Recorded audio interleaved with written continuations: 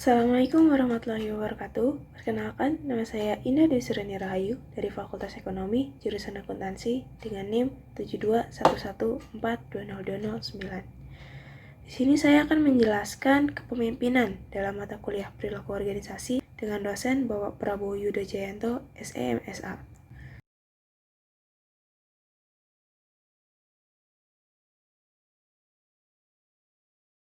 Apakah yang disebut dengan kepemimpinan? Kepemimpinan atau leadership adalah kemampuan untuk memengaruhi suatu kelompok menuju pencapaian sebuah visi atau tujuan yang ditetapkan. Teori sifat kepemimpinan. Teori sifat kepemimpinan, Right Theory of Leadership, adalah teori-teori yang mempertimbangkan kualitas dan karakteristik personal yang mendiferensiasikan para pemimpin dari yang bukan para pemimpin. Sikap kepemimpinan yang efektif. Yang pertama, ekstrovert. Kedua, sifat teliti dan keterbukaan. Ketiga, bertanggung jawab. Keempat, disiplin. Kelima, kreatif dan fleksibel. Dan terakhir, kecerdasan emosional. Teori mengenai perilaku. Teori mengenai perilaku kepemimpinan adalah teori-teori yang mengusulkan perilaku spesifik yang mendiferensiasikan para pemimpin dari bukan para pemimpin. Yang pertama, memprakarsai struktur, yaitu sampai sejauh mana seorang pemimpin akan mendefinisikan dan menstruktur perannya dan para bawahannya dalam pencarian untuk mencapai tujuan. Yang kedua, keramahan, yaitu sampai sejauh mana seorang pemimpin akan memiliki hubungan pekerjaan yang dicirikan oleh rasa saling percaya, menghormati gagasan dari para bawahannya, dan menghargai perasaan mereka. Ketiga, pemimpin yang berorientasi pada pekerjaan. Seorang pemimpin yang menekankan hubungan interpersonal, menempatkan kepentingan pribadinya dalam kebutuhan dari para karyawan, dan menerima perbedaan individual dari para anggota. Keempat, teori kepemimpinan yang berorientasi pada produksi, yaitu seorang pemimpin yang menekankan pada aspek teknis atau tugas dari pekerjaan. Teori kontingen. Pertama ada model Fiedler. Model kontingen Fiedler adalah teori yang menyatakan kelompok efektif bergantung pada kecocokan yang tepat di antara gaya kepemimpinan dalam berinteraksi dengan para bawahan dan seberapa besar situasi memberikan kendali dan pengaruh kepada pemimpin. Mengidentifikasi gaya kepemimpinan dengan cara menciptakan kuesioner rekan kerja yang paling tidak disukai, yaitu sebuah instrumen yang dimaksudkan untuk mengukur apakah seorang berorientasi pada tugas atau hubungan. Fiedler mengidentifikasi 3 dimensi kontingen atau situasional. Yang pertama, hubungan pemimpin anggota adalah derajat kepercayaan diri, kepercayaan, dan penghormatan yang para bawahan miliki dalam diri pemimpin mereka.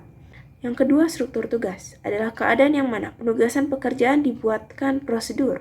Ketiga, kekuatan posisi adalah pengaruh yang diperoleh dari posisi struktural formal seseorang dalam organisasi, meliputi kekuatan untuk merekrut, disiplin, mempromosikan, dan memberikan kenaikan gaji.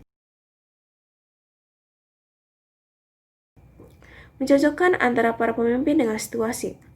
Yang pertama, para pemimpin yang berorientasi pada tugas dapat bekerja dengan lebih baik dalam situasi dengan tingkat kendali yang tinggi dan rendah. Ketika dihadapkan dengan kategori situasi 1, 2, 3, 7, dan 8, dapat bekerja lebih baik.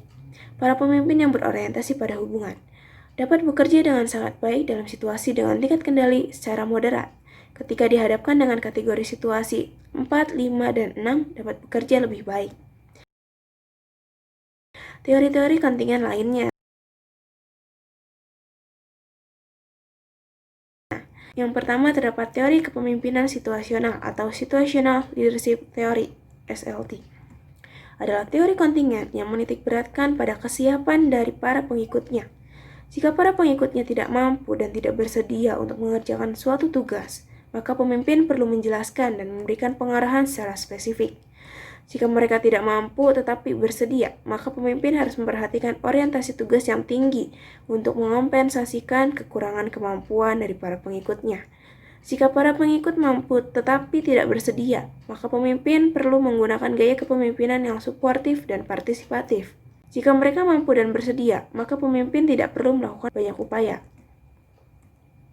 Yang kedua, teori jalur tujuan atau path goal theory adalah suatu teori yang menyatakan bahwa merupakan tugas dari pemimpin untuk membantu para pengikut dalam memperoleh tujuan-tujuan mereka dan untuk menyediakan pengarahan dan atau dukungan untuk memastikan bahwa tujuan-tujuan mereka sesuai dengan keseluruhan tujuan dari kelompok atau organisasi. Teori ini memprediksikan kepemimpinan yang mengarah atau directive leadership akan menghasilkan kepuasan tinggi pada tugas ambigu atau penuh tekanan. Kedua, kepemimpinan yang mendukung atau supportive leadership akan menghasilkan kepuasan tinggi pada tugas yang terstruktur dan ditata dengan baik. Yang ketiga, kepemimpinan yang mengarah atau directive leadership cenderung dipandang mubazir jika di antara pekerja berkemampuan tinggi atau pengalaman luas. Kemudian, model pemimpin partisipatif atau leader participation model adalah suatu teori mengenai kepemimpinan yang menyediakan serangkaian aturan untuk menentukan bentuk dan jumlah pengambilan keputusan secara partisipatif dalam situasi yang berbeda. Teori pertukaran pemimpin anggota adalah suatu teori yang mendukung penciptaan para pemimpin di dalam kelompok dan di luar kelompok, para bawahan dengan status di dalam kelompok yang akan memiliki peringkat kinerja yang lebih tinggi, tingkat perputaran yang lebih rendah, dan kepuasan kerja yang lebih tinggi. Para pemimpin memilih pekerjaan yang masuk ke dalam masing-masing kategori dengan cara menilai dari karakteristik demografis, tingkah laku, dan kepribadian yang sama dengan yang dimiliki oleh para pemimpin atau level kompetensi yang lebih tinggi daripada para anggota di luar kelompok. Para pemimpin dan para pengikut dengan gender yang sama cenderung memiliki hubungan yang lebih dekat daripada mereka dengan gender berbeda. Meskipun pemimpin melakukan pemilihan, tetapi karakteristik pengikut akan mendorong pengambilan keputusan untuk mengkategorikan. Kepemimpinan karismatik dan kepemimpinan transformasional.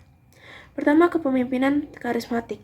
Teori kepemimpinan karismatik adalah suatu teori kepemimpinan yang menyatakan bahwa para pengikut membuat atribut kepahlawanan atau kemampuan dalam kepemimpinan yang luar biasa ketika mereka mengamati perilaku-perilaku tertentu. Kedua, apakah kepemimpinan karismatik dibawa sejak dilahirkan atau karena diasah? Setiap individu dilahirkan membawa sifat-sifat yang dapat menjadikan mereka karismatik.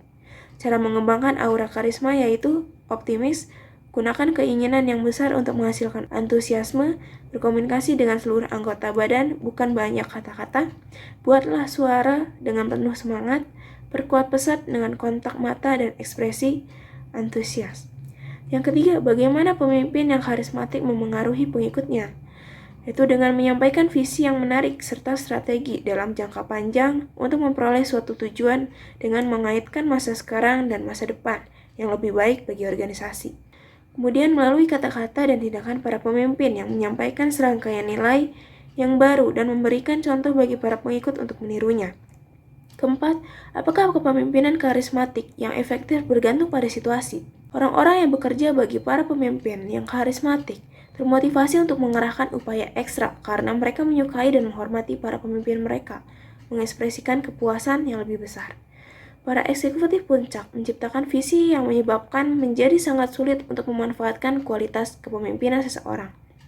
Orang-orang lebih mudah menerima kepemimpinan yang karismatik ketika mereka merasakan adanya suatu krisis di bawah tekanan atau ketika mengalami ketakutan mengenai kehidupan mereka. Kelima, sisi gelap dari kepemimpinan karismatik, yaitu para pemimpin yang secara serampangan menggunakan sumber daya dalam organisasi untuk keuntungan pribadi. Kedua, mengelambungkan harga saham. Dan yang ketiga, memperoleh uang tunai sebesar-besarnya. Kepemimpinan transformasional. Para pemimpin yang transaksional adalah para pemimpin yang membimbing atau memotivasi para pengikut mereka yang diarahkan menuju tujuan yang ditetapkan dengan menjelaskan peranan dan tugas yang dibutuhkan. Para pemimpin yang transformasional adalah para pemimpin yang menginspirasi para pengikutnya untuk melampaui kepentingan diri mereka sendiri dan yang berkemampuan untuk memiliki pengaruh secara mendalam dan luar biasa terhadap para pengikutnya.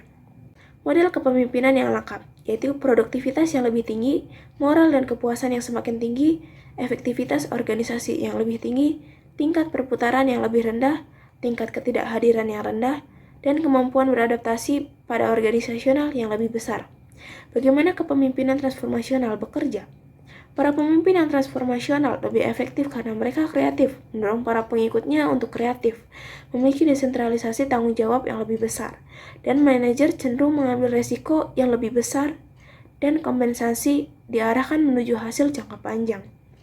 Evaluasi atas kepemimpinan yang transformasional menghasilkan kualitas produk yang lebih baik, kepercayaan diri yang lebih besar untuk menjadi kreatif di tempat kerja, dapat lebih efektif meningkatkan potensi kelompok, dan dapat menurunkan stres para karyawan.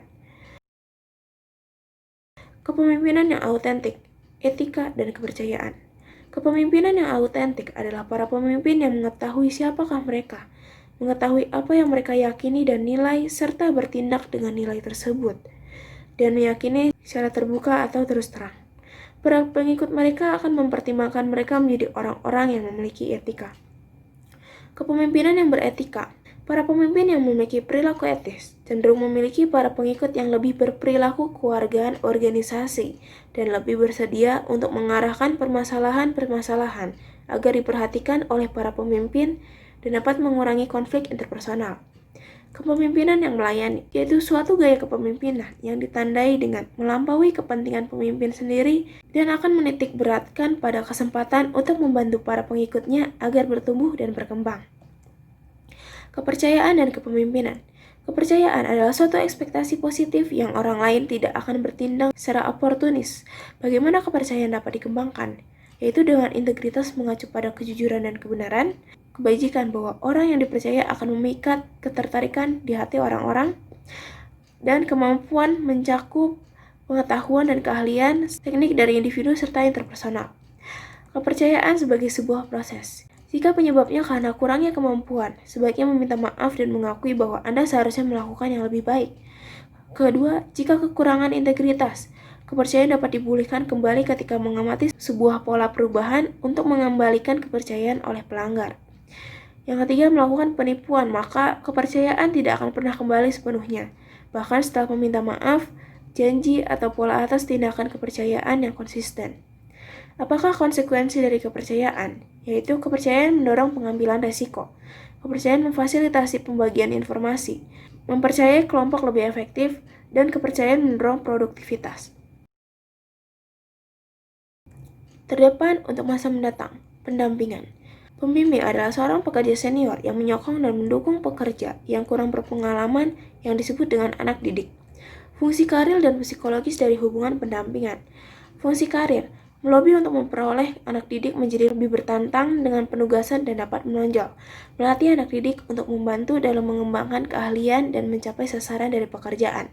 Menyediakan pemaparan terhadap para individu yang berpengaruh di dalam organisasi. Melindungi anak didik dari kemungkinan risiko terhadap reputasinya. Menyokong anak didik dengan menominasikannya atas kemajuan atau kenaikan jabatan secara potensial. Bertindak sebagai dewan pembicara bagi gagasan-gagasan. Fungsi psikologis, memberikan nasihat kepada anak didik untuk meningkatkan kepercayaan diri mereka sendiri, berbagi pengalaman pribadi dengan anak didik, bertindak sebagai seorang penuan. Tantangan bagi membangun kepemimpinan. Kepemimpinan sebagai sebuah atribut adalah sebuah teori kepemimpinan yang mengatakan bahwa kepemimpinan hanyalah sekedar sebuah atribut yang orang-orang akan ambil mengenai individu lainnya. Teori atribut menyarankan bahwa apa yang penting adalah memproyeksikan penampilan untuk menjadi seorang pemimpin dan bukannya menitik beratkan pada pencapaian aktual.